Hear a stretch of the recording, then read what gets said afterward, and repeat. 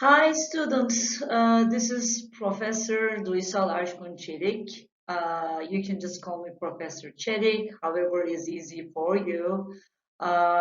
This is the course Introduction to Psychology, and we're going to be looking at the approaches to psychology, certain subfields in psychology, and also some history, especially in this class.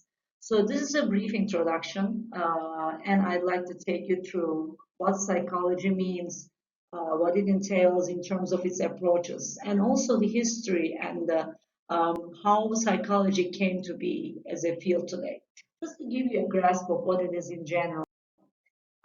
What is psychology? Well, psychology is a science because it uses scientific methods for its studies, for its research. And what does it study? It studies behavior and mental processes. So it means the behavior of a person, the behavior of a group, the behavior of animals. So it's the behavior, which is the visible portion, a visible component of all entities, especially live entities, right? And then mental processes, what we mean by mental processes, cognitions, thoughts, emotions. So all these compose mental processes. And again, behavior is anything that we do that could be directly observed. And mental processes are thoughts, feelings, and motives that each of us experience privately, but which cannot be observed directly. So psychology goes into visible and invisible portions of human and animal behavior. I'd like you to watch this Greek mythology about the history, the mythology about Psyche and the Eros, and how Psyche actually took on several assignments to be with the love of her life. So if you have the time, I'd like you to watch this movie. And it's very short, about I think 13, 14 minutes. So you'll see how mythology is connected to psychology and the relationships and what we experience today, having its roots in terms of the history of psyche and eros. Okay? The meanings of psychology, when we go into the root meaning, we talk about psyche, which means the soul, and then we have the logos. Those are Latin alphabets and words.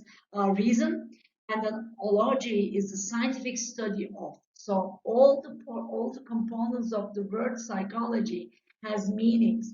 And again, the reason for the soul, scientific study of the reason for the soul. So it makes a lot of sense when you go into the roots of psychology. Psychology is a science. Well, it uses systematic methods to observe, describe, predict, and explain behavior. And psychology emerged from myth, as you will watch in the short movie, to philosophy, and then to psychology. For each scientific field, we always have a philosophical background that actually comes up with a kind of a portion, a collection of theories that talk about the causes of phenomena and then go into research that phenomena. And that's what psychology is all about. It started with philosophical discussions, which I will describe you shortly, and then it went into some scientific methods of exploring it. And measurement is usually a problem in social sciences. Why? Because by measurement, we usually mean, measuring air, measuring earth, measuring materials. But when we measure behavior, when we measure mental processes, it's not that straightforward because there's a lot of subjectivity involved. When you try to measure something objectively, you need to be, really away from bias. You need to be free from any kind of prejudgments or any kind of judgments before you even start to measure something such as a behavior.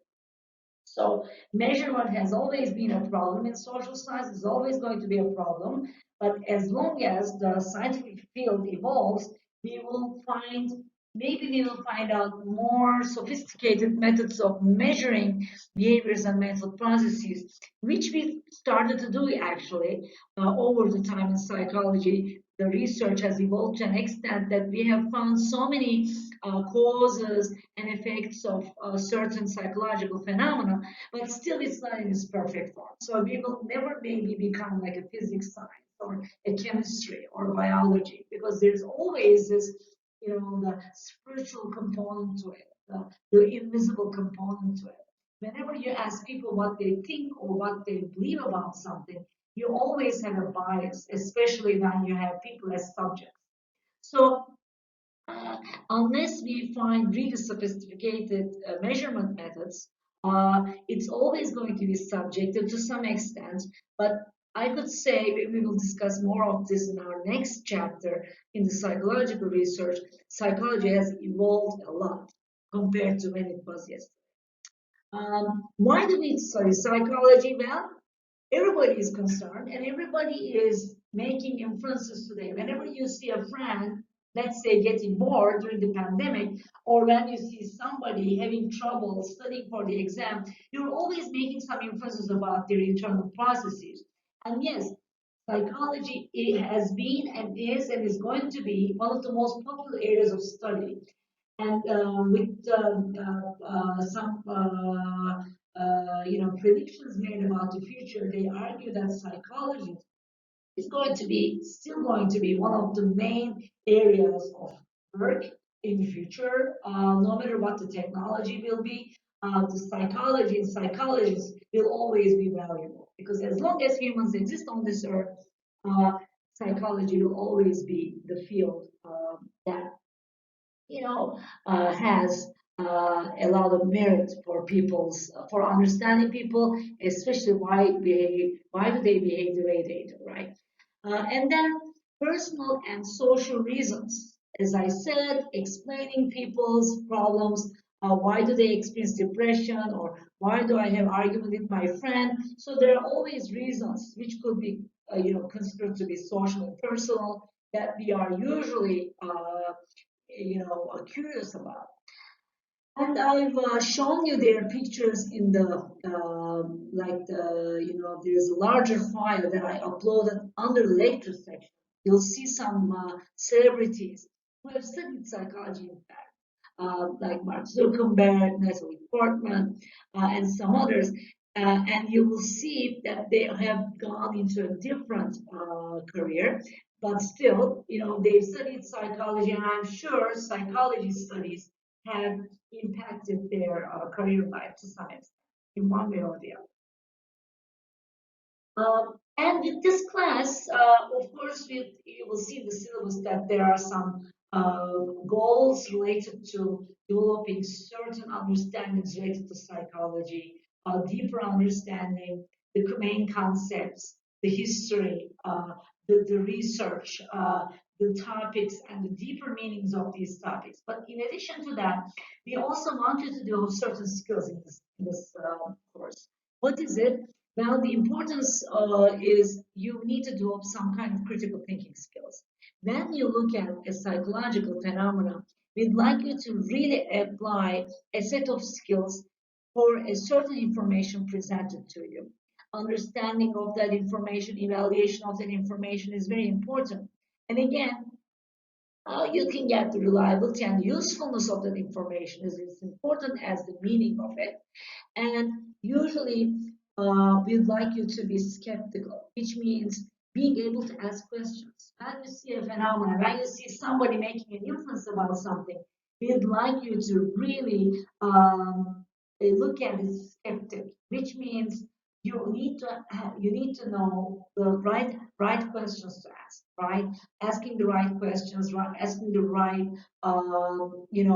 creating right prompts for a certain phenomena, certain understanding presented to you. Recognition of internal bias, knowing that you are always looking through a lens. You're always looking through a perceptual lens, which is never free from your internal bias. So being aware of your internal bias is one of the main aims of this course. Making use of your logical thinking is very important. Asking appropriate questions, as I said in the beginning. Making observations, usually we say the root of empiricism, empirical studies. making sound observations, which are scientific, right?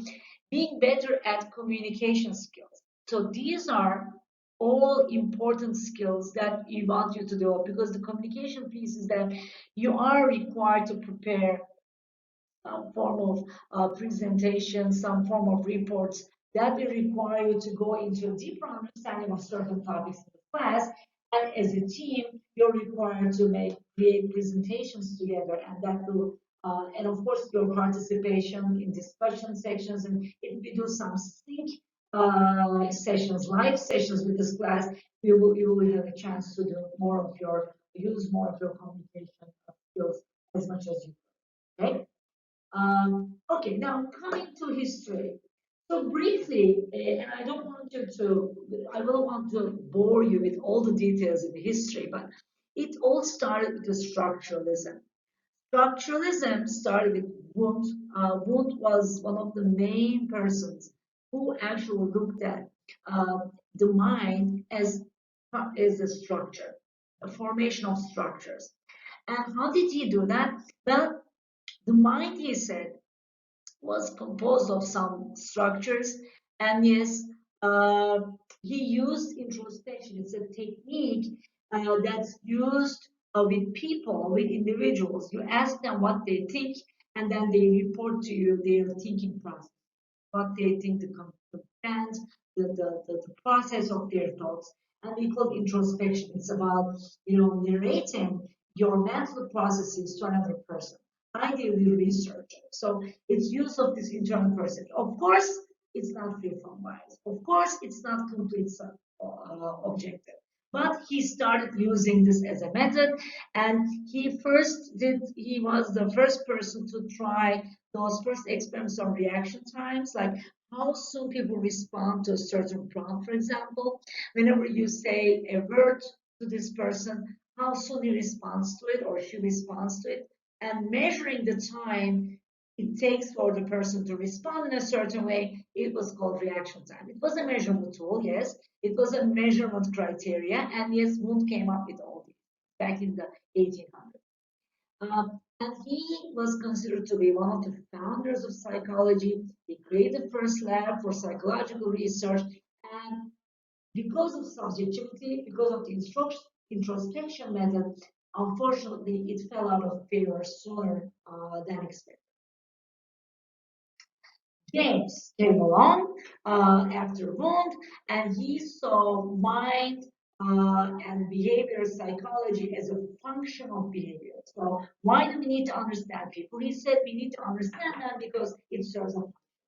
There is a function in understanding the behavior. And that movement was called functionalism. Okay, and he focused on how mental activities helped an organism fit into its environment. So there was a focus on how mental activities helped the person, helped the individual to fit into his or her environment. The person focused, James focused on the whole mind rather than the parts, as opposed to Wundt, who studied the structured and as parts rather than a whole. Introspection was still used as a method, but again, uh, James started to also use some objective measures like reaction times, like some responses of the organism to its environment in a measurable way, maybe the behavior, measuring of that behavior, the timing, the impact, and maybe the visible component. So started using more objective. And yes, one of the most prominent figures in the history of psychology is Freud. And I'm sure even if you didn't study psychology all your life, you must have heard about Freud in one way or the other. Now there is a Netflix show about Freud, which is quite remarkable. If you like horror movies, it's even more significant for you. If you're interested, go and watch that series. Uh, but again, Freud has been one of the most important figures, maybe the most in the history of psychology, and he is the founder of psychoanalytic theory. And what's this theory all about? Well, this theory is different from the rest because it mostly was concerned about the unconscious process, something which was visible. Freud was the first person who wanted to shed light into the processes, mental processes in a human, which are invisible. and he called them unconscious. Okay, he was very concerned about the mind's dark component. Okay, as compared to Wundt and James, Freud was criticized because of his interest of the unconscious, of the things that were seen by most of us like black box, later term by behaviorist people. But the mind, for him, was a repository of feelings and urges of which we were not aware. Ideas very influential over studies of lifespan development, his ideas, because he explained his theory is very, how can I say, very comprehensive. It is, it's a, it's a very ultimate theory in the fact that it tries to explain so many phenomena, and it does. So it has the personality component, it has a lifespan development component, and it has therapy component. Freud gave a lot of importance to childhood in understanding today's behavior. So whenever somebody experiences a problem in his or her life today, Freud always sees childhood as like the main. Okay, so that's why childhood was very important for him. And then we have people. We will look at Freud more in our later chapters. But for the history purposes, I want to move on to Gestalt psychology. Gestalt as a role means whole. Okay, and Wertheimer, Kafka, and Köhler, those are the German psychologists who were important in the Gestalt psychology movement. They were mostly interested in studying the mind as a whole rather than parts. So it was more holistic, similar to James. So they were more interested in the whole, but they were mostly interested in how do you respond to any kind of perception of holistic way? Like when they was seeing an object, they always saw the object in relation to its background. For example, you see your laptop on your table, right? You study on your table. There's a table. They never see it separate from your living room, for example, wherever you are. They never see it separate from the larger home to which it belongs. Okay, so the Gestalt people always see any problem, any mental process, any personality in relation to the context to which it belongs. Okay, so there's always a contextual thing, a contextual component to every kind of perception. However, unfortunately, the rise of behaviorism prevented Gestalt psychology from being influential. But we still see Gestalt being influential today as mainly a good foundation for humanistic theory. Okay, humanistic theory I will explain later on has borrowed a lot from Gestalt psychology, but in general you can remember this approach as it's very holistic and context is very important in relation to objects, in relation to people, society and people, for example, or classroom and students. So they never separate those contexts from the entities to which they belong. So we come to behaviorism, one of the most influential movements in the history of psychology. Was started out with Pavlov, Watson, Skinner, and those were very influential. Pavlov, and I will show you his recordings, videos later on when we study learning, for example. Pavlov was a Russian, scientist who was looking at the salivation process in the dogs. Okay, he was looking at how the dogs were salivating in response to the sight of a meat or in response to a ring of a bell, for example. And he was just looking at reflexes. He was looking at the salivation response. So it was more like a like let's say a biologist. He was looking like a biologist, but he wasn't mainly coming out as psychologist. He was looking at biology of the animals.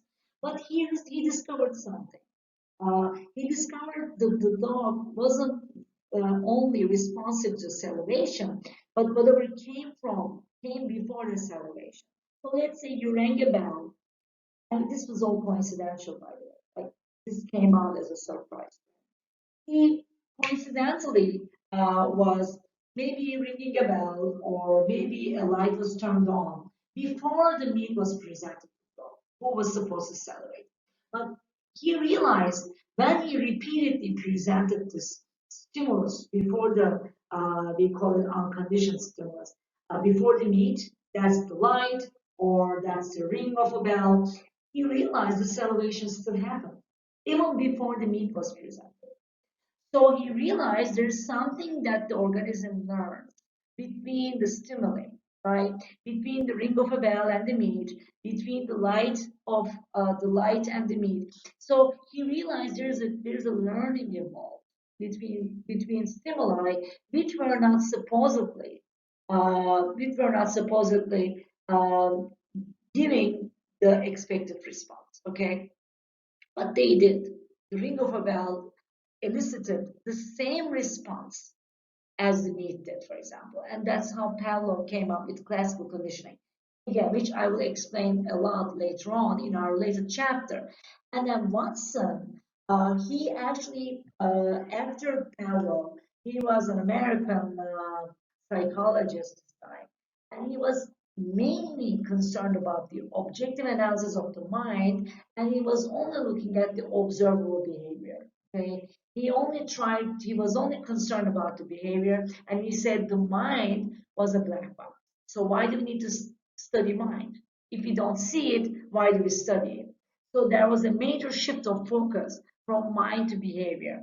This approach was named behaviorism.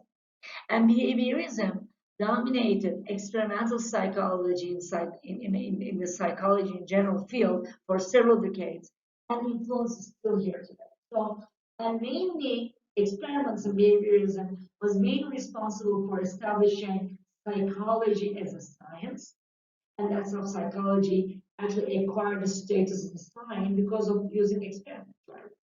And then later, Skinner, who was the father of upper conditioning, which I actually will explain more again in the learning chapter, how behavior was affected by its consequences. The rewards and punishments, why are they important? The importance of reinforcers, like why money is so important to so many people, or food, or let's say a gift. So why do these things really motivate us? How do they drive behavior? This is how Skinner was interested in that kind of thing. So he called it upper conditioning. And again, this was part of behavioristic movement. And here, there was this understanding of positives and negative reinforcers and things like that. But again, I'm not going to go into details here, but I just want you to grasp the idea of behaviorism. Concerned about how behavior comes about, uh, what are the influences over behavior, and apart from internal process. So mostly they looked at environmental influences over behavior rather than internal influences over behavior as opposed to Freud. Okay. And then we have Maslow, Rogers, and humanistic movement in the 1960s mostly. They realized that behaviorism was too reductionist, and they found it very simplifying, very minimalizing, and they found it too simple, too limited, because they said humans are more than behavior. Humans are more than what we see in them, what we see with our naked eye. So they said, they realized and said that there is an importance of personal intentions, there's a potential for good for everyone, whereas Freud believed that people are evil in essence, for example. And they believed in the good in people. And Maslow came up with the idea of hierarchy of needs. Rogers came up with other related topics, for example, positive regard, client-centered therapy, the power of empathy, and such. But the main understanding of humanistic movement is that uh, the humans are inherently good. They have good potentials, and yes, they have a lot of internal process which we still don't understand, which we still don't have the methods to measure. But it doesn't mean they don't exist. So humanistic movement is important in terms of its concentration on the potentials of humans and importance of their internal process, emotions, problems, feelings, all these like thinkings, deeper level of assumptions and things like that. So they came out as strong opposing behaviorism in that. When we had cognitive revolution, well, the mind for cognitive revolution, it eventually became a focus of scientific inquiry. So the mind became a focus here, and the work of Ulrich Neisser, the first who wrote the first textbook called Cognitive Psychology. So here the cognitive psychology focus is the mind, the thinking, the perceptions, the mental processes, the memory, all these things that you think of today. Like, how do we remember? How do we make sense? How do we create logic? So these are all cognitive psychology topics. Noam Chomsky was and still very influential, who was very dissatisfied with behavioristic notion of just concentrate on the behaviors. So the cognitions were internal processes, and the cognitive revolution came as a response mostly to behaviorism, and they kind of, uh, resisted the notion of just study the behavior. No, we need to study the mind, we need to study the emotions and mental processes as well as. And here there were some questions asked, like how does our judgment affect behavior? How does cognitive developmental change influence our behavior? How does intelligence develop over time? How does a memory become intact? What is the role of emotional behaviors? And some main contributors were Simon Ellison Beck, who studied depressive individuals in terms of cognitions, and the main concepts were cognition, perception, memory, attention, and as I say, intelligence and thinking. And again, our attention, how do we perceive, how do we remember, and solve problems were all part of this approach, and especially their research content.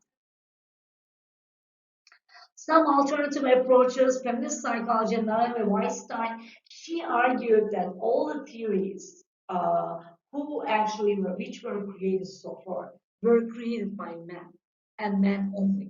And she argued that there was a lack of feminine component, like a female perspective, all the theories created. She said the females, there is a missing female approach, the female perception. So she said whatever the males created as theories, they were looking at from a masculine lens. And she rejected this notion. She said this shouldn't happen. We should have, if we had some female theorists or psychologists, maybe they would say different things. Maybe they would look at different components of psychology. So she was arguing for that. And then we have people studying the cultural notion, the multicultural, the work of Marcus and Kitayama, for example, that was very remarkable in terms of, uh, you know, criticizing the Western notion of individualism. And the Western psychologists were mostly looking at individuals as a single whole. Whereas Marcus and Kitayama, who were Japanese, they were able to look at human psyche from a family perspective, from a society perspective. And they said, if we don't look at things from a larger whole, from a societal role, from a familial aspect, we are missing a component. Because they realized people in the East, they were even describing themselves differently. They were describing themselves as a family self, familial self, what they call. And then people in the Western world, they were just looking at it from an individual self. They were describing themselves as individuals and not necessarily in relation to other people. Okay, so these were all different, critical approaches that came later on, usually after all the main approaches that we. Biopsychology and evolutionary psychology, well, these were really and still have been very influential till today. They were looking at how genetics influence behavior, how does the brain play a role, how do hormonal changes contribute to our behavior change. And again, this approach looks at the functions of brain and the nervous system and how they play important roles in understanding our behavior and mental process. The main contributor has been Roger Walcott Speary, and yes, he looked at the workings of our brain and nervous system to influence our behavior. Contemporary psychology usually looks at a psychology from all the diverse fields, all different diverse approaches.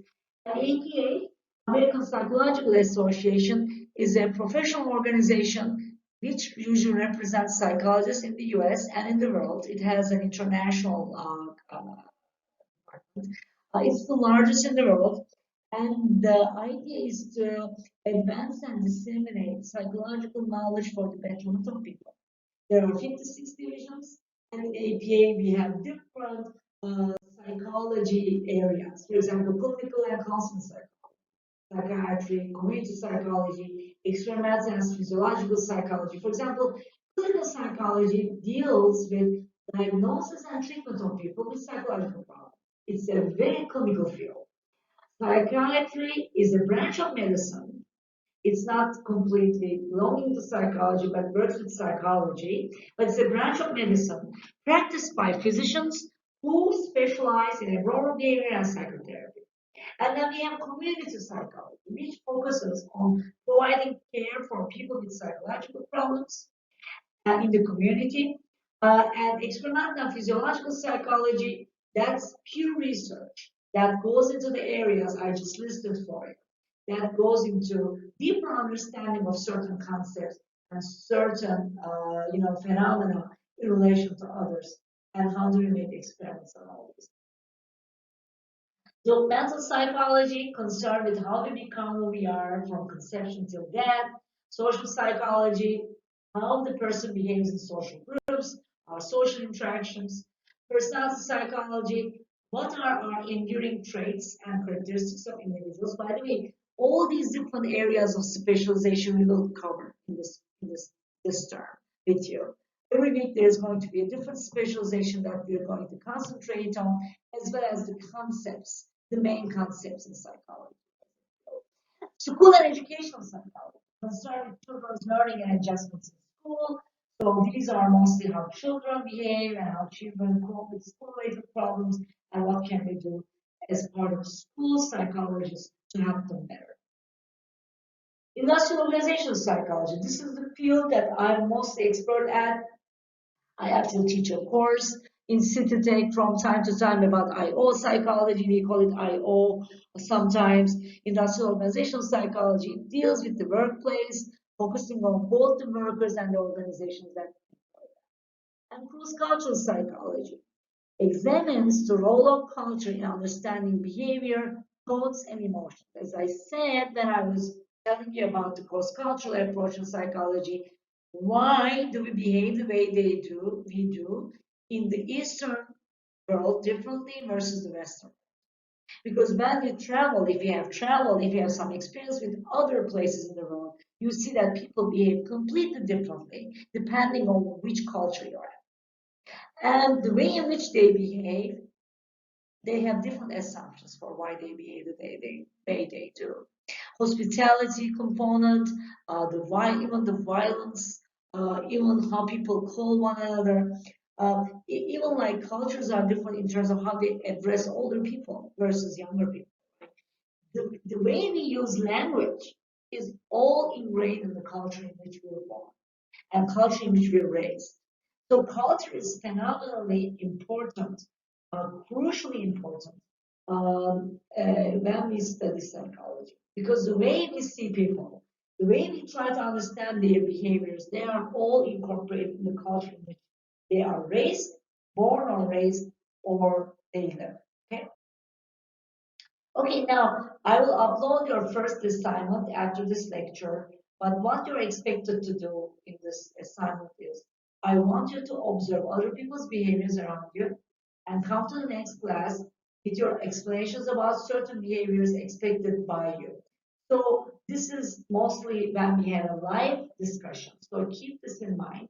And I want you to come up with that explanation, okay, in your assignment, and then describe how you behave in certain situations and explain to me, in light of what you learned, why you behave that way.